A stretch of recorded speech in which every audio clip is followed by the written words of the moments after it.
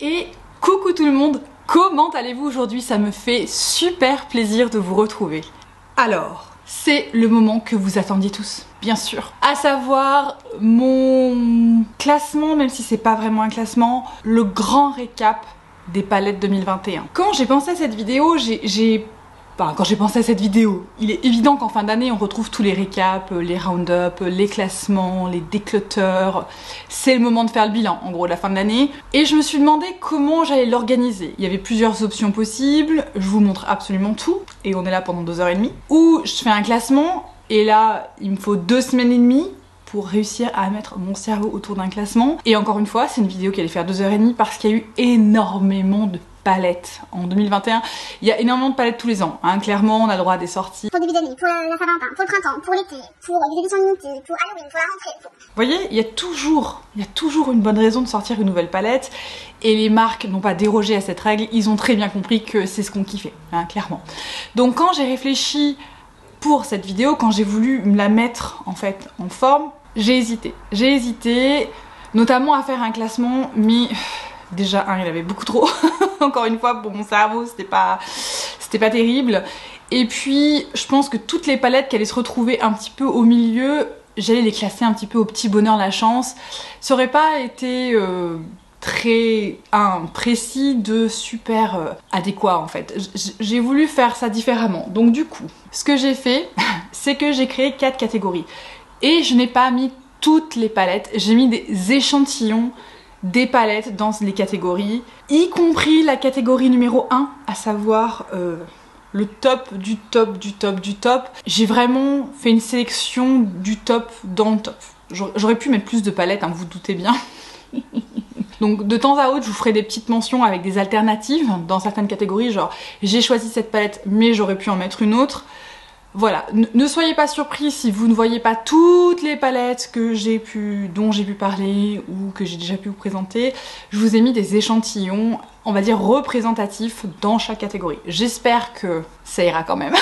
J'ai envie de dire de toute façon, il va falloir, hein, parce que je vais pas le faire autrement. Si jamais vous avez une question sur une palette en particulier, eh ben n'hésitez pas à me la poser en commentaire. J'essaierai de vous dire 1 si je l'ai, 2 si je l'ai correctement testé et 3 bien évidemment ce que j'en ai pensé. On en a déjà pas mal, hein. Ne vous inquiétez pas, il y a de quoi faire.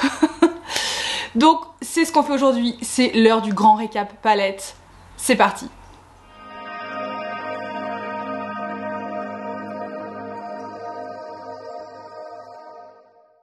Comme je vous le disais, j'ai choisi 4 catégories pour les palettes, dans une forme de classement, hein. Au sein de chaque catégorie, je les ai pas classées, hein.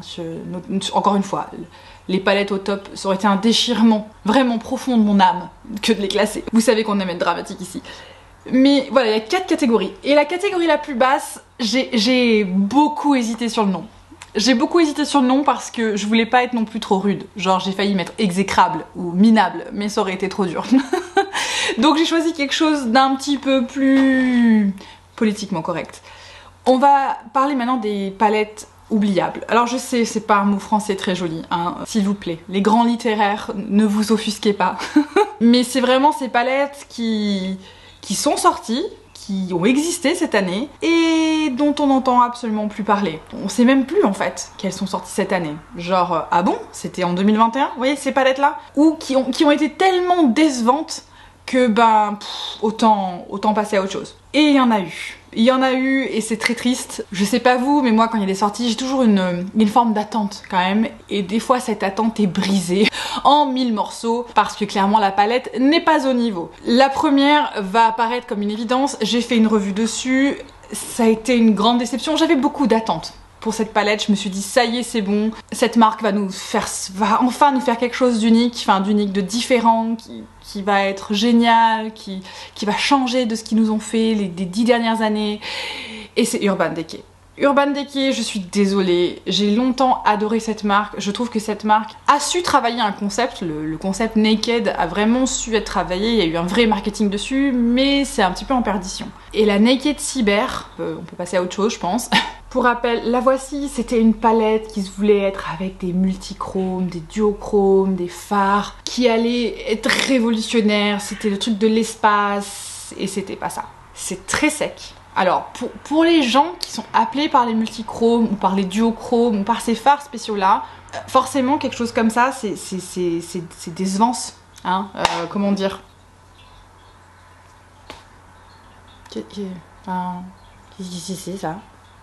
Non, hein? Non, puis ça disparaît. Alors si vous voulez une touche subtile d'un petit peu de brillance, tout ça, oui, pourquoi pas. Mais non, hein, non. Quand on voit le marketing qui a été mis dans cette palette et les promesses qui ont été faites, je crois qu'on peut oublier, hein, clairement. Next. En parlant d'Urban Decay, parce que c'est un grand coupable.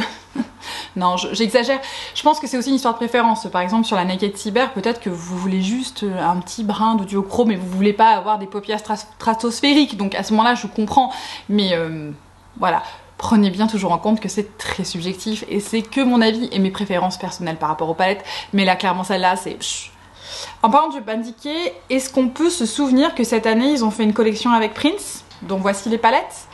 J'avais pour objectif de vous faire une revue sur ces palettes, j'ai juste pas eu le temps, puis maintenant c'est largement trop tard, tout le monde a oublié ces palettes là. Et pour cause, il y avait tellement de possibilités. Je veux dire, les color stories sont très belles, hein. Attention, oui, les color stories sont très belles, elles sont réussies, mais la réalisation des fards est juste pas au rendez-vous. Là, ça manque de profondeur, et puis les fards métallisés sont genre... Et là c'est pareil, on a beaucoup de satiné, on a très peu de mat, ça fonctionne pas génial, les métallisés sont hyper décevants, alors que voilà, c'est Prince, moi je m'attendais à des trucs charbonneux qui envoient et non, et on n'a pas ça, et c'est très triste parce que bon, c'est joli comme concept, c'est super, mais c'est raté. C'est raté en termes du produit à l'intérieur, le packaging est à la hauteur, les produits dedans beaucoup moins. Vous pouvez tellement mieux faire avec ça, et du coup je crois que tout le monde a un petit peu oublié que ces palettes étaient sorties cette année. Enfin moi perso, j'étais tellement déçue de la performance des fards que voilà, elles sont jolies. Next. Bon, on va laisser Urban Decay un peu tranquille, hein, les pauvres. C'est comme si je m'acharnais sur eux. Je m'acharne pas, hein, la Naked est pour moi la meilleure palette neutre qu'ils ont pu sortir pendant des années. C'était la référence sur le marché. Bon, maintenant elle est un peu ancienne, mais ça reste une référence. C'est vraiment une palette qui a changé le jeu. Mais depuis, je sais pas. Je sais pas ce qui s'est passé dans les couloirs de cette marque, mais voilà, il passe un petit peu aux oubliettes, quoi. Une autre palette dont on peut passer à autre chose, c'est je m'en suis servi lors d'un Get Ready With Me pour, je crois que c'était un look zoom, vous pouvez aller vérifier ça sur ma chaîne. C'est la palette de chez Fenty Beauty. Celle-ci s'appelle la Bomb Boss. Alors, j'étais pas hyper fan des Snap Shadow, je m'étais dit peut-être que dans ce format-là, ce sera mieux. Pour rappel, elle ressemble à ça. Non, c'est pas mieux. Je l'ai testé plusieurs fois. C'est une color story très simple, mais encore une fois, les fards mat ça va, mais les métallisés ils sont genre... en tout cas pour moi ils sont bleus quoi, il se passe rien de spécial. Il se passe rien de spécial. Il manque de pigmentation, il se passe rien. Regardez-moi ça comme j'ai appuyé à mort pour obtenir ça. Non, il se passe rien. C'est super décevant et puis... Voilà, je m'en suis servie, bon ça fait un look joli, ça fait pas un look non plus voilà. Je pense qu'il y a 10 000 fois mieux au drugstore, notamment chez Maybelline. Vu le prix de cette palette, non, ok, non. Enfin voilà, c'est bof au mieux. Hein. Une autre déception, et donc on oublie. Alors on peut pas vraiment, alors c'est vraiment une palette oubliable dans le sens où, déjà c'est pas vraiment une palette, mais quand on veut se construire une palette, ce qu'on n'oublie pas c'est le prix. Parce qu'alors le prix, celui-là il reste, vous savez il reste juste là. Et c'est Hourglass. Oui, j'ai voulu tester Hourglass, bien évidemment, dans l'idée encore une fois de vous faire un retour hein, sur ce que je pensais. Rien de mémorable, hein, clairement, je crois que là on peut... Donc ce sont les 5 fards que j'avais choisis pour moi-même, j'avais quand même choisi des mats et puis des métallisés. Ils sont minuscules, ces fards, vu le prix du fard, c'est scandaleux et non. Hein. Hourglass, je les adore. Ils font mon mascara. Genre c'est le mascara. Pour l'instant, j'en ai pas trouvé un autre qui me convienne. Ils font tellement de bons produits. Leurs poudres sont géniales. J'aime beaucoup leur fond de teint stick. Vraiment, Hourglass, c'est en soi une marque que j'aime beaucoup. Mais ça c'est un raté. Mais voilà, Tout le monde se souvient du prix en mode mais c'est scandaleux un prix pareil, et a raison parce que la performance des fards est juste pas à la hauteur. J'ai essayé plusieurs fois cette petite combinaison avec les différents métallisés que j'avais pu choisir.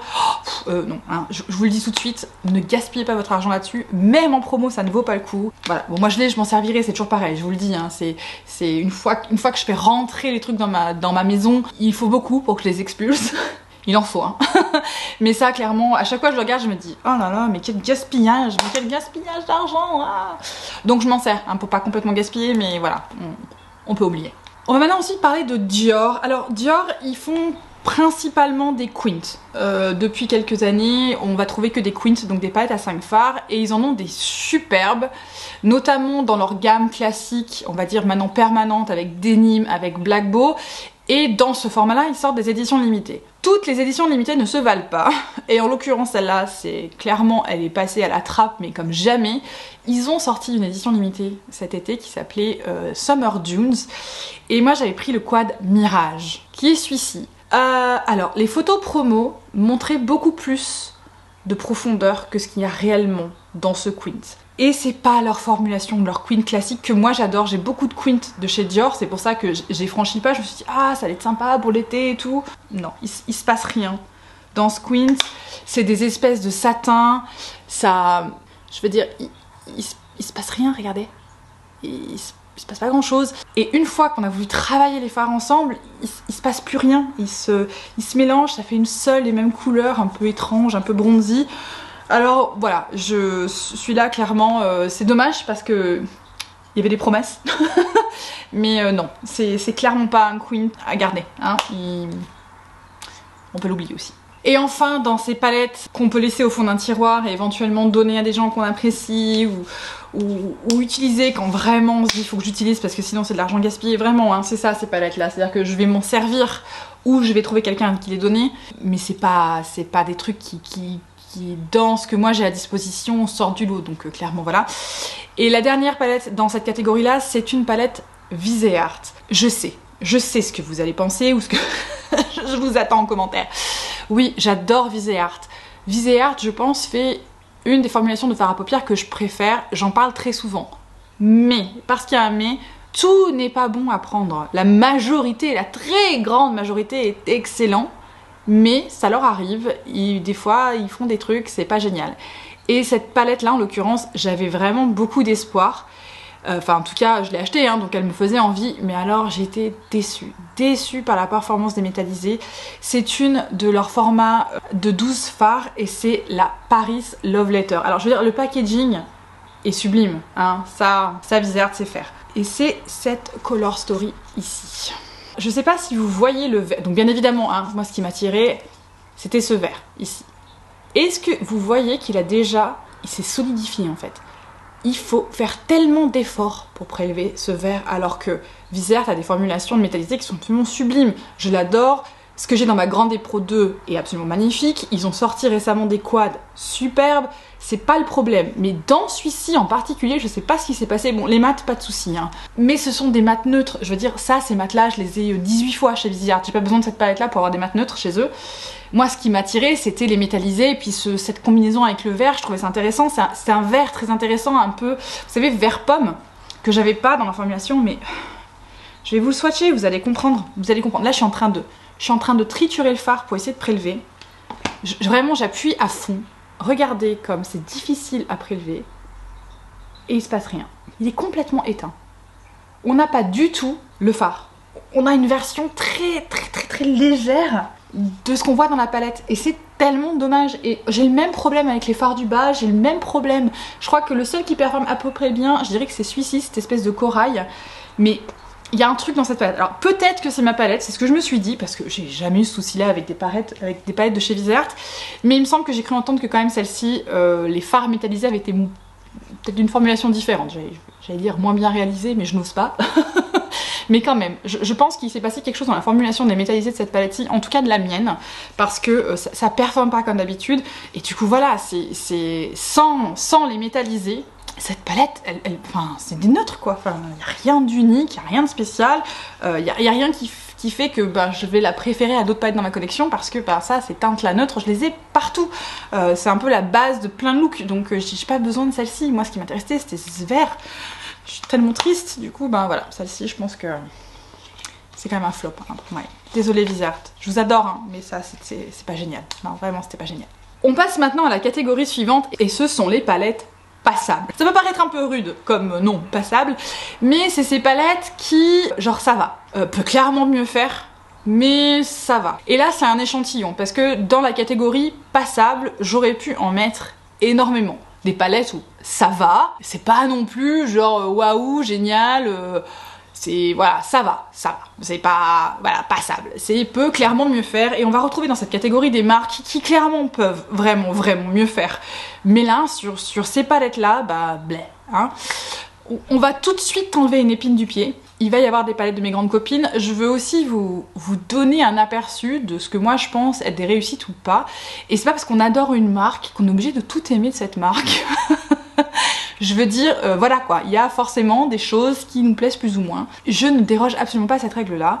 Encore une fois, et je le redis et je le répéterai, je pense s'il faut, c'est très subjectif, c'est en fonction de mes préférences personnelles et de l'expérience que j'ai pu avoir avec le produit. Ça arrive qu'on n'ait pas tous la même expérience. Hein. C'est ce qui fait la beauté, la diversité. En attendant, on va commencer avec une première palette de chez Natasha. Vous savez à quel point j'aime Natasha. Je suis pas forcément... Enfin, je suis un peu une fangirl. J'aime beaucoup de choses qu'elle fait. Je suis généralement la première à vous faire des revues parce que je suis fan de la marque. J'aime beaucoup l'esthétique de la marque. J'aime beaucoup les performances. Mais là, celle-là, c'était passable. Genre, au mieux. Hein. On est à la limite de Next. Mais... bon, quand même, elle a quelque chose, je sais qu'elle peut plaire à certaines personnes, mais moi, clairement, pas du tout. J'ai été très déçue de la performance, et c'est la Mini Xénon. Ne m'attaquez pas. Je le répète, c'est très subjectif. Mais pour moi, la Mini Xénon, elle est passable. Parce que, donc, moi, cette argentée, je l'ai déjà dans une autre palette.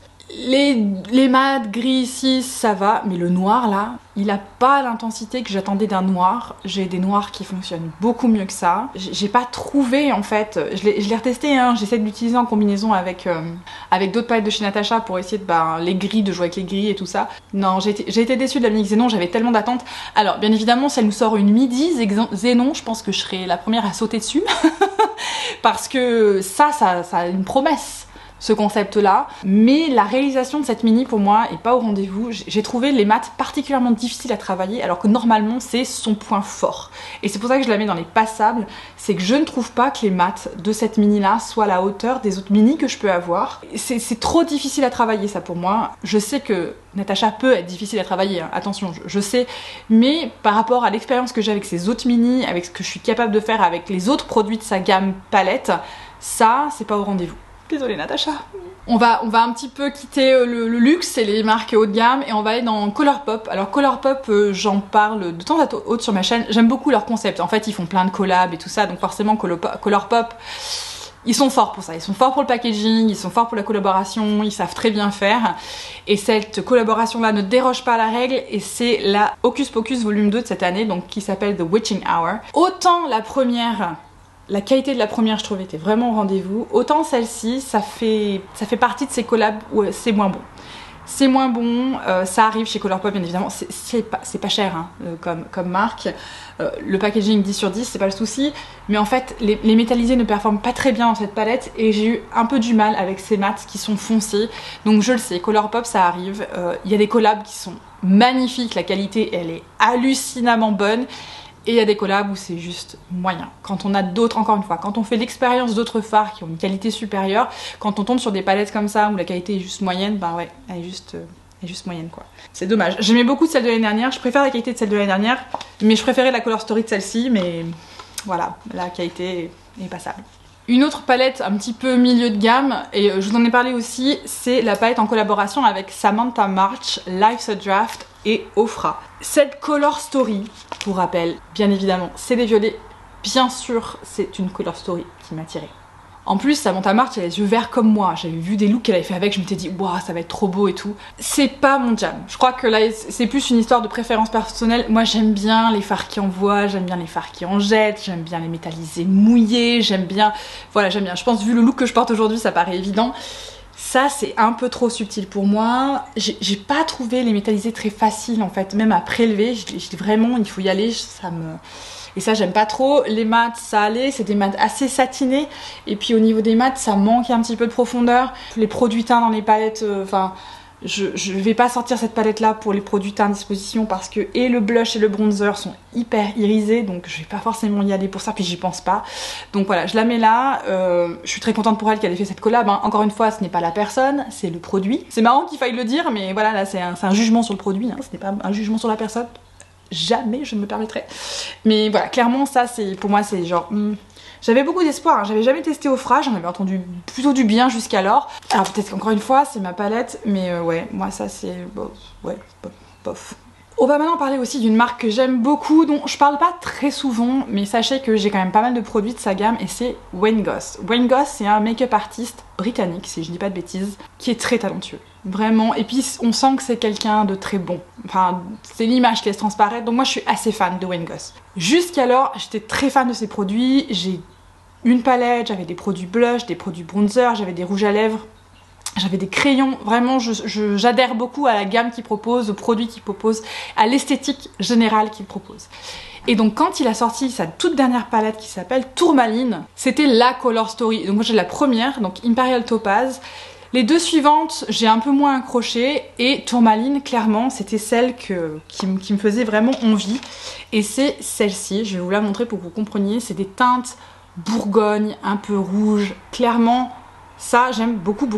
En plus, connaissant la qualité des fards Wayne Goss, je m'étais dit ça va être superbe. Ben c'est pas la même qualité que l'autre palette que je peux avoir, donc moi j'ai Imperial Topaz qui est la toute première, ça vaut pas Imperial Topaz, donc on a qu'un seul mat, c'est celui-ci. On a une espèce de topper mais qui est moins bon que celui dans Imperial Topaz, il est vraiment très léger. Et encore une fois, faut vraiment y aller. Et puis ça, c'est que des satinés. Il me manque quelque chose à cette palette. Je sais pas, peut-être que cette teinte-ci, si elle avait été un peu plus foncée et un mat, peut-être que ça aurait été mieux, je sais pas. Mais du coup, je l'ai utilisé, je crois, 3 fois.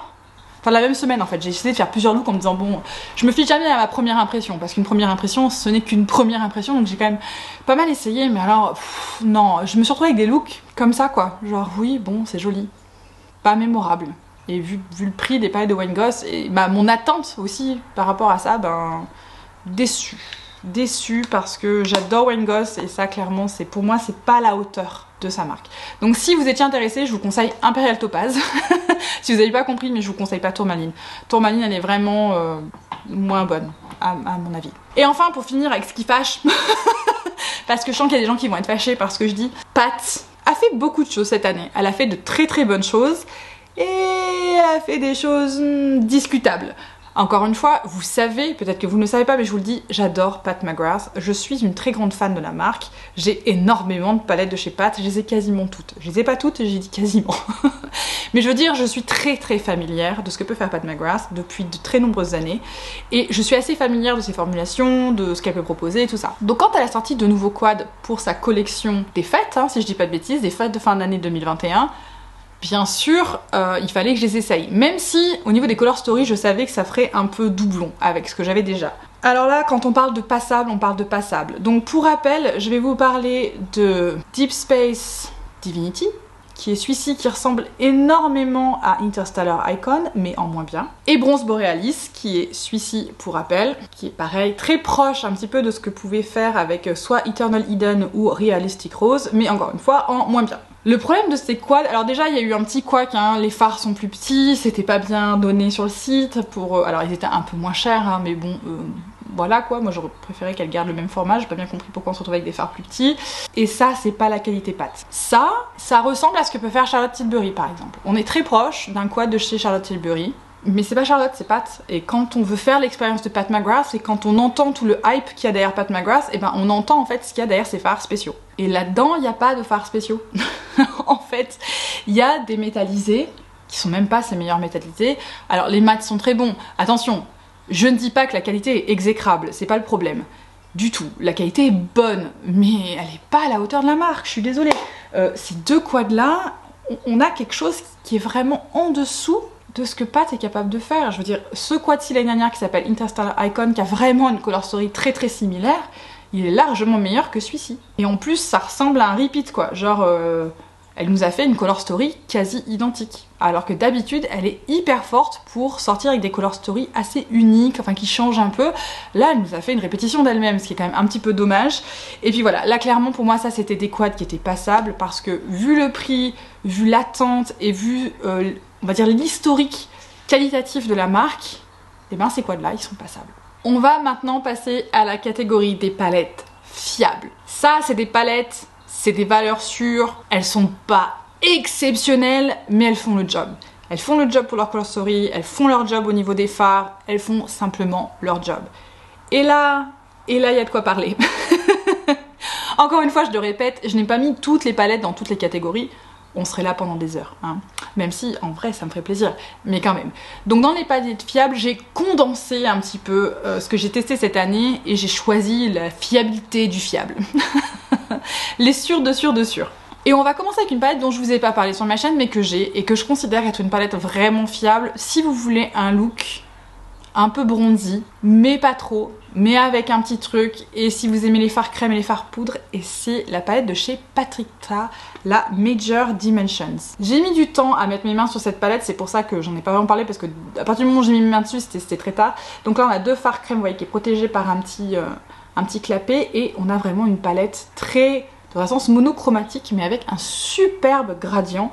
Des fards métallisés qui sont fiables. Quand je vous dis fiable, c'est que ça va toujours performer. Vous aurez toujours un beau look. Est-ce que vous aurez un look différent à chaque fois? Non, pas vraiment. Vous aurez toujours un peu les mêmes tons, mais ça marche. Ça marchera systématiquement. Vous pouvez jouer avec les fards crème pour apporter un côté un petit peu plus profond, un peu plus travaillé qu'avec les fards poudre. Et puis, vous pouvez vraiment jouer avec les différents métallisés, parce qu'il y a un beau gradient de métallisé dans cette palette, pour changer un petit peu le look que vous faites. Ça, c'est une super palette fiable. Je ne sais pas si elle est dispo encore chez Cult Beauty. En tout cas, elle était dispo chez Cult Beauty pour nous en Europe. À vérifier, elle revient assez régulièrement. Moi, c'est comme ça que je l'ai eu sur un restock. Mais voilà, ça, c'est une palette fiable. Je vous la conseille si vous voulez une palette de tous les jours. Vous êtes sûr que ça va marcher. Vous voulez un peu de jazz. Voilà, ça marche. Ça marche. Les fards se travaillent hyper bien. Je vous la conseille, elle est très compacte. C'est, voilà, une valeur sûre, une palette fiable. Je sais pas si elle est sortie en 2021.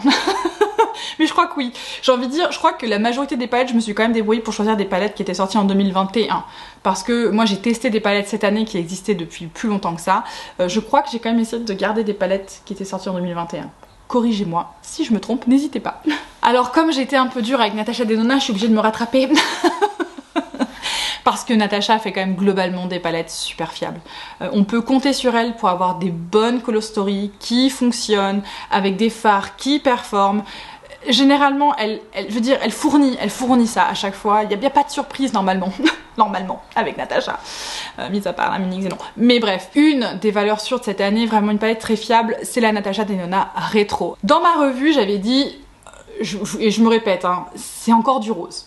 Donc c'est vrai que pour moi, qui ai vu beaucoup de rose passer, qui est pas mal de rose parce que c'est une couleur que j'aime beaucoup, quand elle a sorti celle-là, cette rétro, je m'étais dit, oh là là, elle nous fait encore du rose. J'étais un peu, je crois que dans ma revue, pas que j'étais critique, mais j'étais un peu genre, oui, bon, ok, c'est du rose. Bon, ceci dit, ça en reste une palette fiable. Si vous aimez ces tons mauves, que vous aimez ces sous-tons-là, et que vous voulez une palette qui fonctionne, qui va vous donner un look avec de la variation, avec des fards qui apportent un peu de brillance. Là, dans ces formulations de là de midi, on n'a pas ces métallisés stratosphériques. On va avoir des métallisés qui vont être au contraire très doux, assez proches des satinés qu'elle peut proposer, donc qui vont être plus faciles à porter. C'est plus portable. C'est pour ça que je l'ai mis dans la catégorie des fiables. C'est parce que je pense que ça convient à plus de personnes que d'autres palettes à disposition chez Natasha. Les fards fonctionnent très bien, ils tiennent très bien. Voilà, si vous aimez ce genre de color story, vous pouvez franchir le pas, c'est une très bonne palette, il n'y a pas de souci, il faut simplement adhérer à l'harmonie hein, quand même. On va rester avec Natasha parce qu'il y a de quoi dire. Vous savez ce qui vient. En termes de palette fiable, est-ce qu'on peut parler des Glam Face palettes? Je suis encore, toujours, étonnamment surprise de à quel point j'apprécie ces palettes-là. Comme je vous le disais, pour Samantha Morsch et Ofra, je suis pas celle qui aime le plus avoir des palettes tout en un. J'aime bien avoir des palettes pour les yeux et j'aime bien avoir des palettes pour le teint. Et quand c'est combiné, généralement, j'ai du mal à l'utiliser. Je sais pas pourquoi, hein, peut-être que vous êtes comme moi, mais c'est vrai que moi, mon cerveau fait deux choses, fait pas les mêmes choses au même moment. Elle fait d'abord les yeux, puis à partir du moment où j'arrive au bronzer, les yeux c'est déjà fini depuis longtemps. Donc c'est pour ça, je pense. Mais pas avec ça. Ça, c'est tellement facile, ça fait des looks tellement beaux. C'est hyper fiable, aussi bien au niveau des blushs que de la lighter, que des fards. Elle nous a mis des formulations dans ces palettes-là qu'elle a nulle part ailleurs et qui sont juste magnifiques. Et c'est fiable, ça marche tout le temps. Peu importe ce que vous mettez en dessous, ça fonctionne, ça fait un beau look. Il n'y a même pas besoin de tortiller le cerveau. Voilà, donc pour moi, ces Glam Face, elles sont vraiment fiables. Donc ça, c'est la light. J'ai aussi la deep.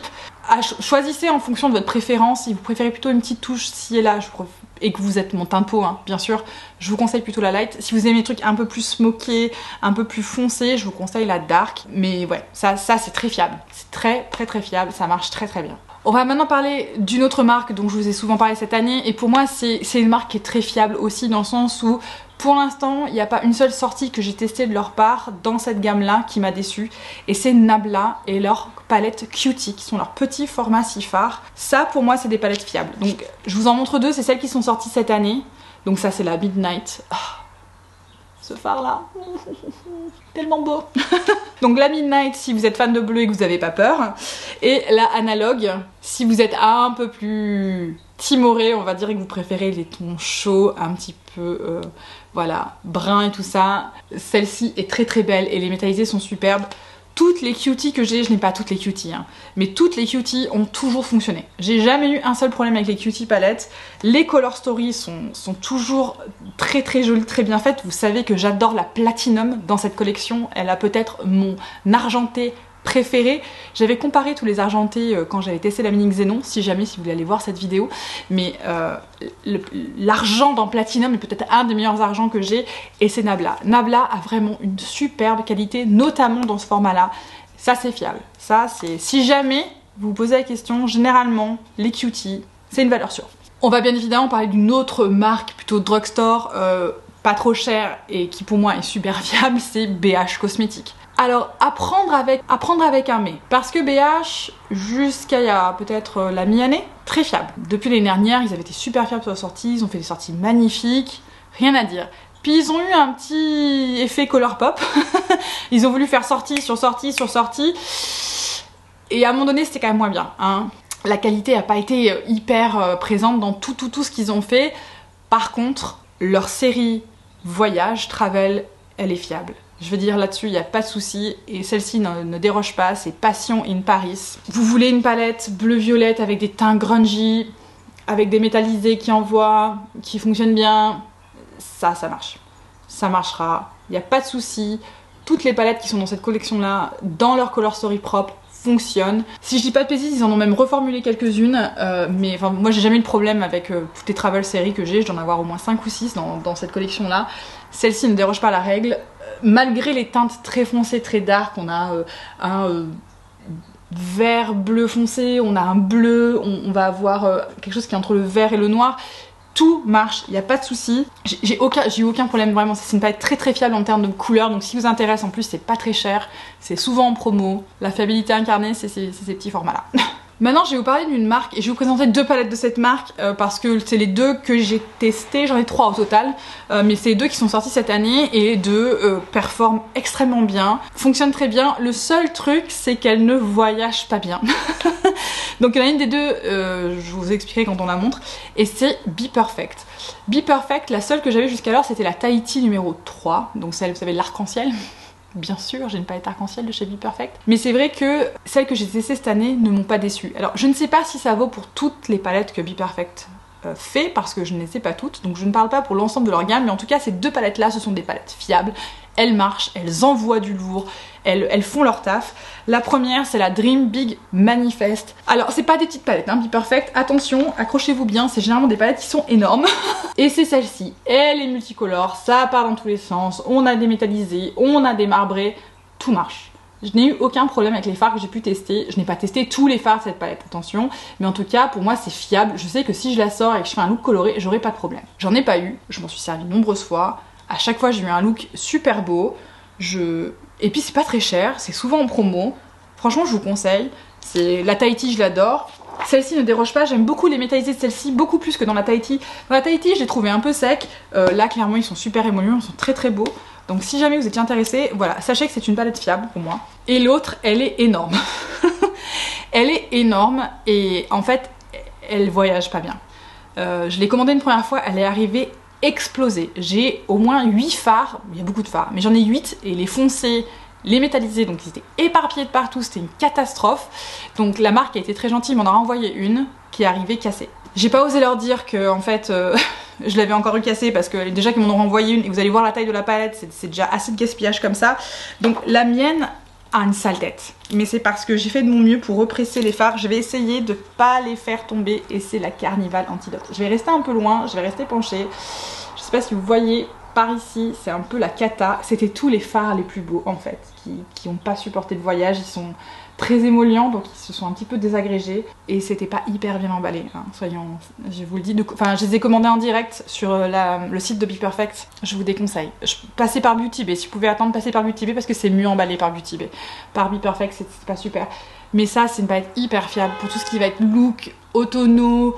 Enfin, vous voyez un petit peu la color story comme elle est belle, et les fards fonctionnent hyper bien. Je préfère les métallisés de la Antidote à ceux de la Tahiti. Ils ont vraiment changé la formulation un petit peu dans ce qu'ils ont fait dans la Manifeste. On a des trucs qui sont très émollients, ce qui a je pense causé la casse, mais voilà, les mats marchent très bien. On a des couleurs, des combinaisons, enfin une palette fiable énorme. Une palette énorme qui va vous offrir plein de choix, mais une palette fiable. On va maintenant parler de Anastasia Beverly Hills. Donc Anastasia c'est aussi une de mes copines, je dis pas trop parce qu'elle est un peu...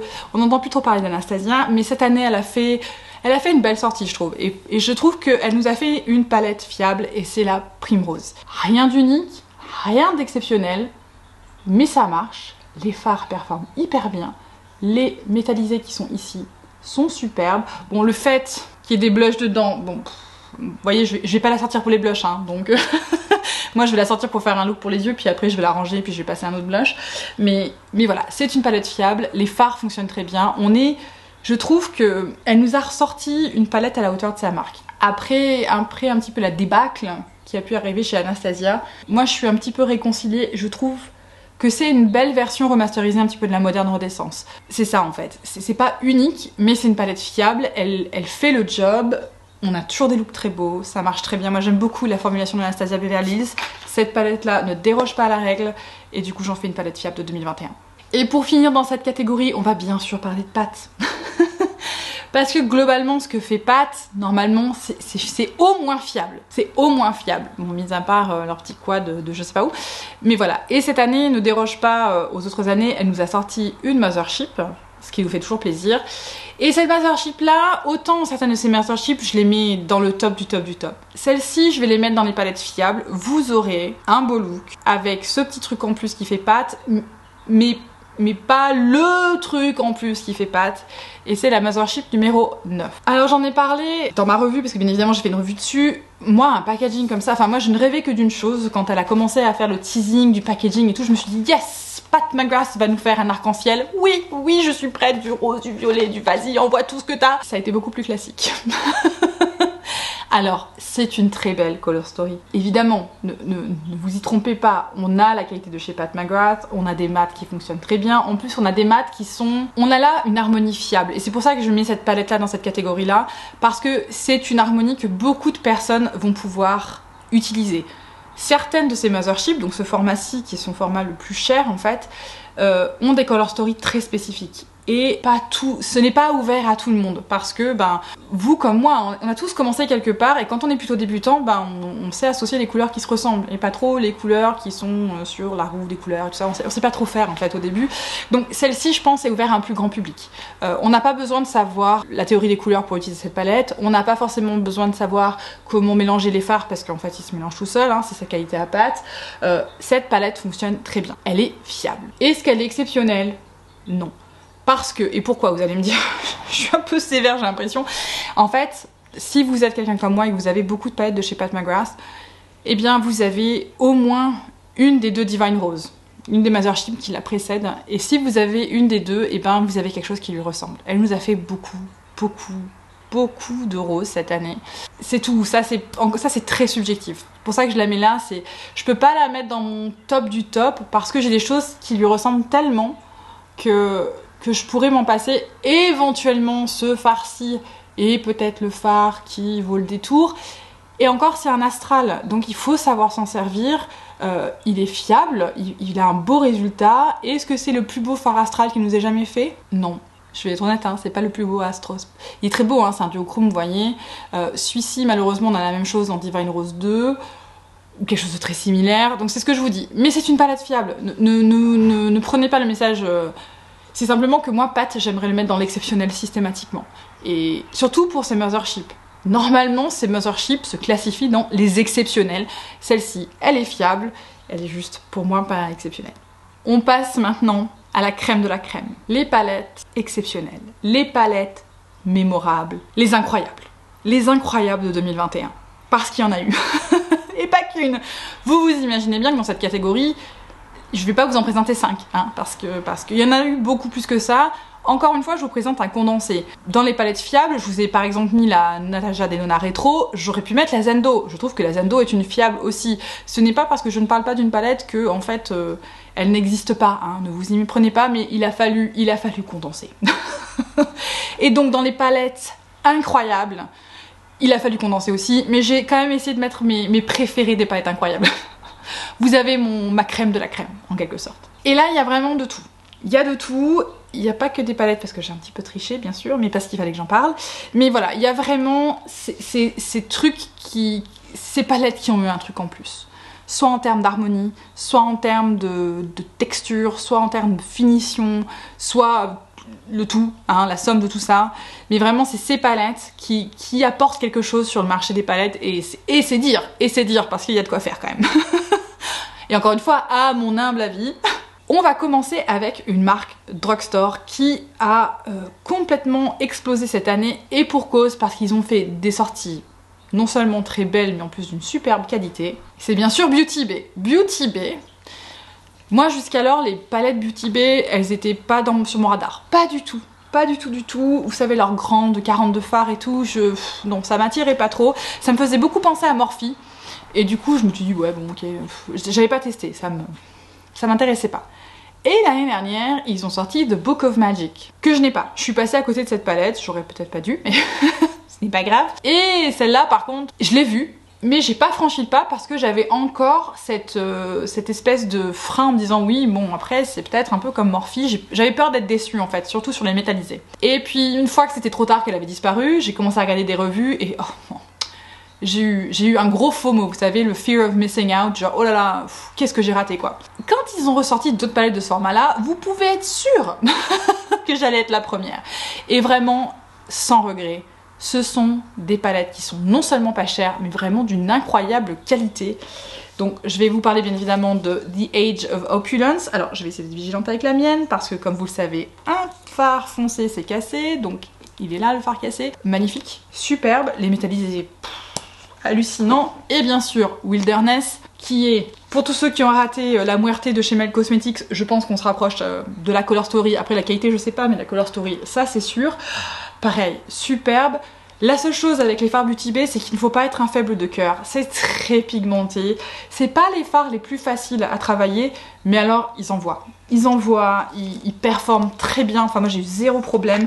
Et je trouve que pour le rapport qualité-prix, ça c'est la crème de la crème de 2021. Il y a également la collection avec Jade qui est superbe.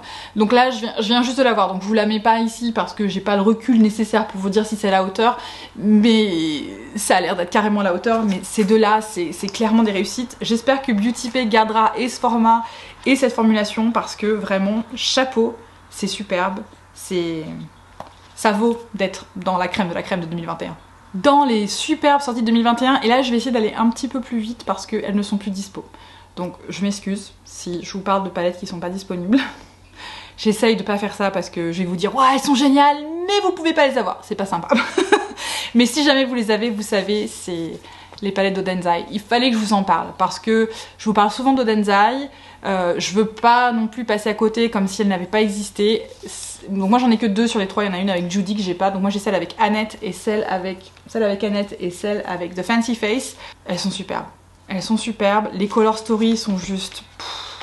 Odenzai c'est très très bien faire les Color Story. Ils ont le chic pour faire des bonnes Color Story et avoir des superbes fards. Je veux dire, regardez-moi ça. Regardez-moi ça, des fards multichromes juste magiques, qui sont magiques. Donc ça c'était Giant Wolf, c'est celle en collaboration avec Annette. Et The Hummingbird, qui est celle en collaboration avec The Fancy Face, qui est juste...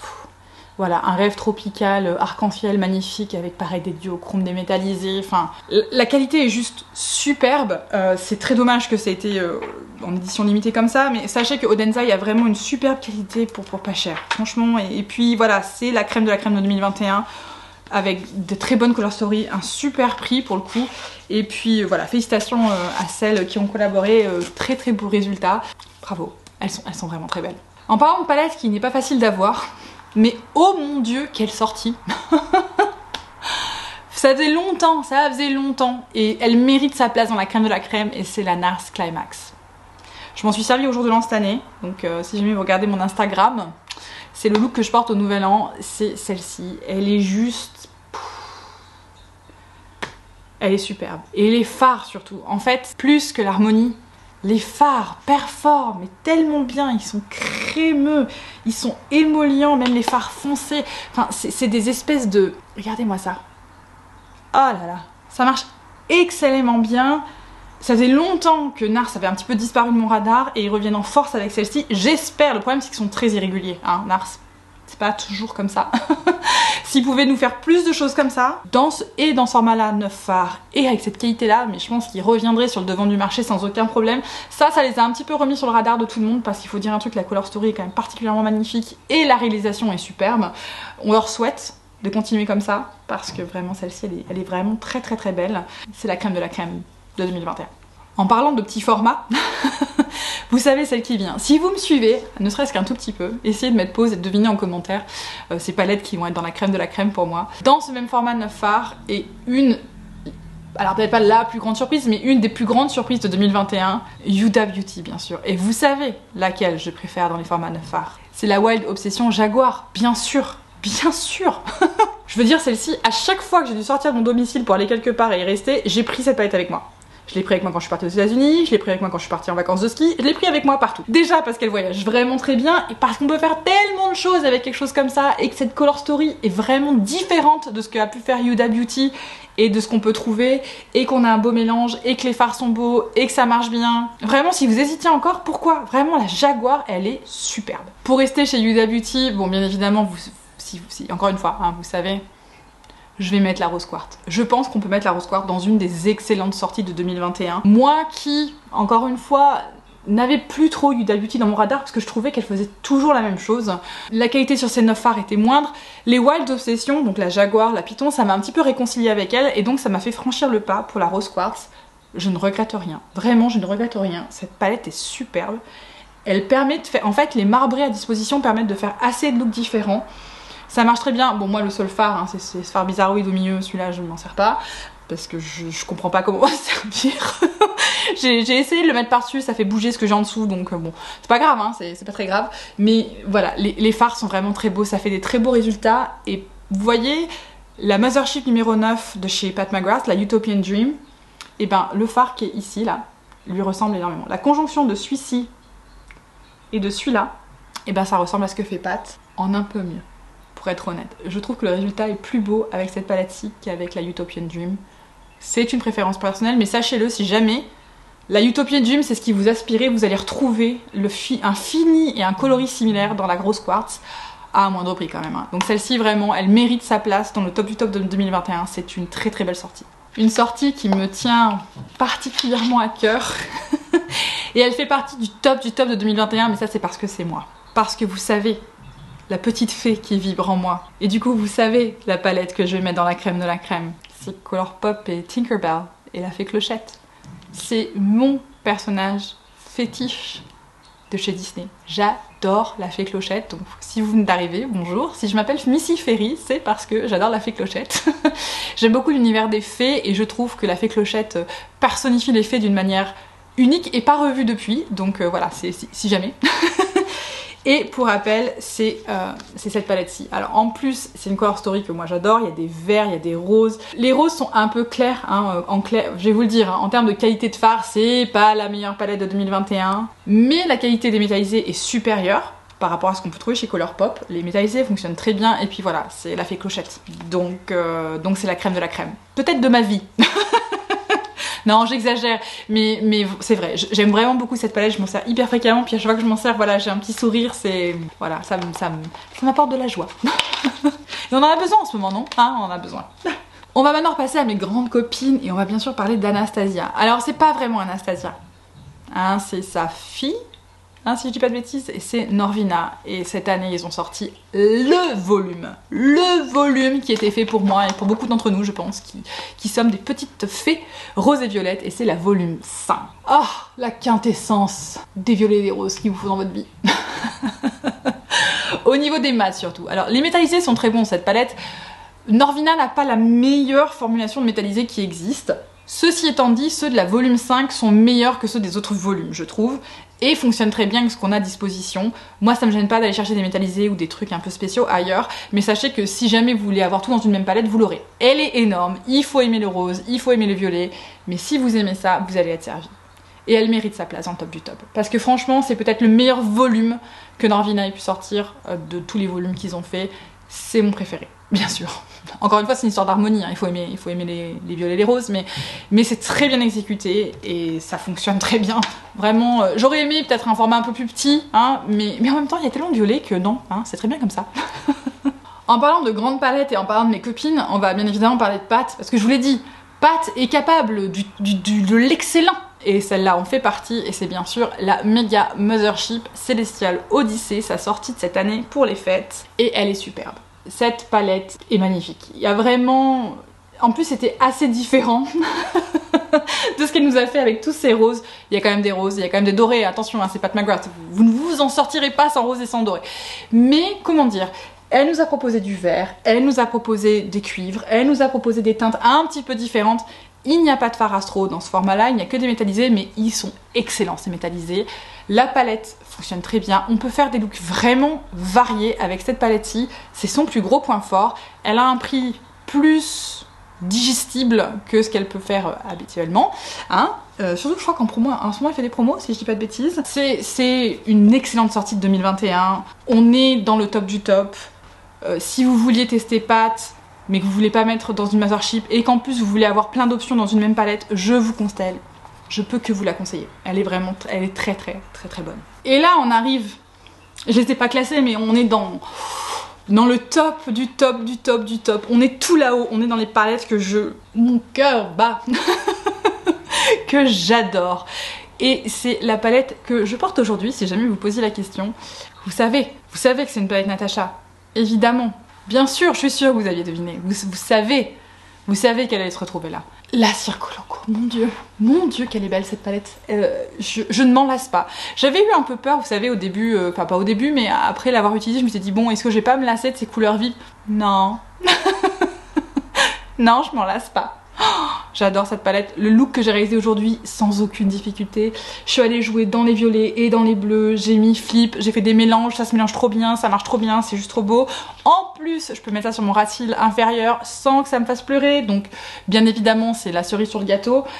Et voilà, moi qui suis, on va dire, une fée arc-en-ciel un petit peu dans ma tête, c'est-à-dire que je fais pas trop arc-en-ciel sur mes yeux, ça clairement ça me réconcilie et ça me donne envie d'essayer parce que je sais que ça va marcher en fait. Je n'ai pas peur d'avoir un résultat tout boueux parce que les fards sont assez bons pour...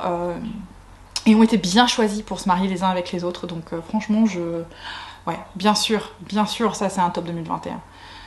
Le prix est très élevé et c'est un petit peu dommage, je pense qu'il y a une midi Circoloco, ça aurait été le must du must. Après moi je suis prête en fait à franchir le pas pour une palette de ce format là, mais je pense qu'elle aurait touché tellement de monde si elle avait fait en midi. C'est peut-être la seule critique qu'on peut lui faire parce que le reste, oh, je veux dire, rappelez-vous, Aréaliste et Snowcone.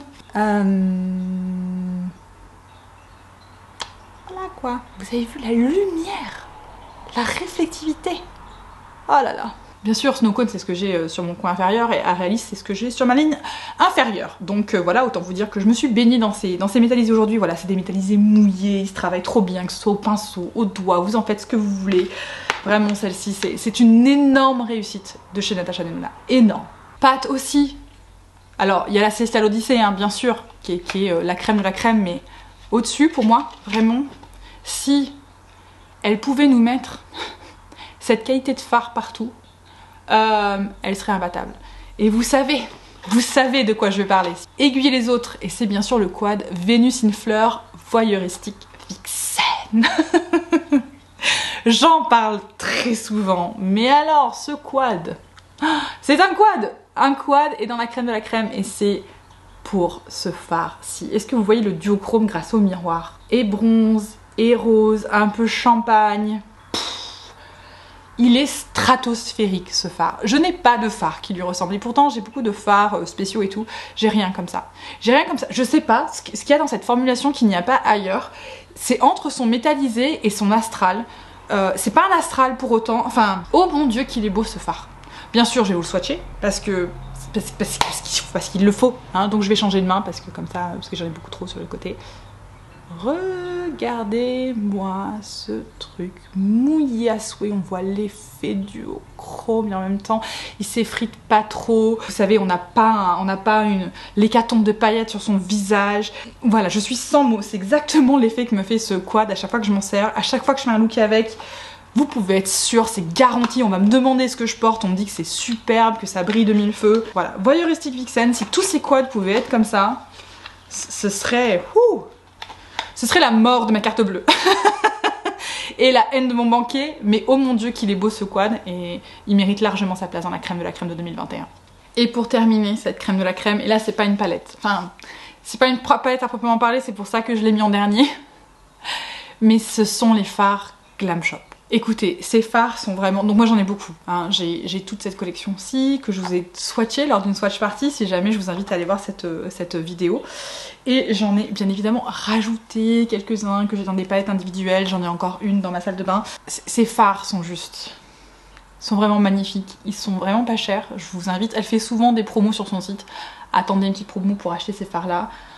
Mais vraiment ils sont superbes, ils apportent quelque chose d'assez unique et en fait c'est surtout le rapport qualité-prix qui est absolument incroyable qui en fait pour moi des fards crème de la crème de 2021 parce que ils apportent vraiment quelque chose d'unique à un prix hyper abordable et vraiment pour le coup ils font des paupières stratosphériques. Attention, ce ne sont pas des métallisés, des paillettes pour les faibles de cœur, ça envoie du lourd mais c'est tellement beau que ça mérite d'être dans le top du top de 2021. Et c'est tout. C'est tout pour cette année. C'est même plus tout pour aujourd'hui, c'est tout pour cette année, même si je vais poster cette vidéo plus tard que 2021. Et mon chat fait une petite apparition. On a fait le tour. Alors, je vous le dis et je vous le répète, on n'a pas fait le tour de toutes les palettes de 2021. Loin, très loin de ça. Mais j'espère que la sélection que je vous ai proposée vous plaît et que la manière dont je les ai en fait... classées vous plaît également. Je voulais faire quelque chose d'un petit peu différent aussi parce que c'est pas les classements qui manquent hein. Et je vous invite à aller voir ce qu'ont pu faire les autres créateurs et autres créatrices parce que voilà, c'est ça qui est très beau aussi, c'est qu'il y a énormément de diversité. Donc je vous invite à vous faire vos propres playlists. En attendant, dites-moi tout en commentaire. Et vous, c'est quoi vos palettes chouchoutes de 2021 et c'est quoi vos flops? Genre, vous avez dit, oh la décevance. Je sais, c'est pas français, hein, c'est déception le mot. Genre, oh non, pourquoi j'ai fait ça? Genre, tellement déçue. Dites-moi tout en commentaire, partagez vos bons plans avec les autres. Je veux dire, c'est ça qui est super, c'est qu'on partage plein de trucs et c'est encore le meilleur. J'espère que ça va continuer comme ça. Si ce n'est pas déjà fait et que vous voulez faire partie de cette super communauté, abonnez-vous. Ça me ferait tellement plaisir que vous soyez avec nous. Je vous souhaite à vous tous et à vous toutes une très belle journée et une excellente soirée. Ciao ciao!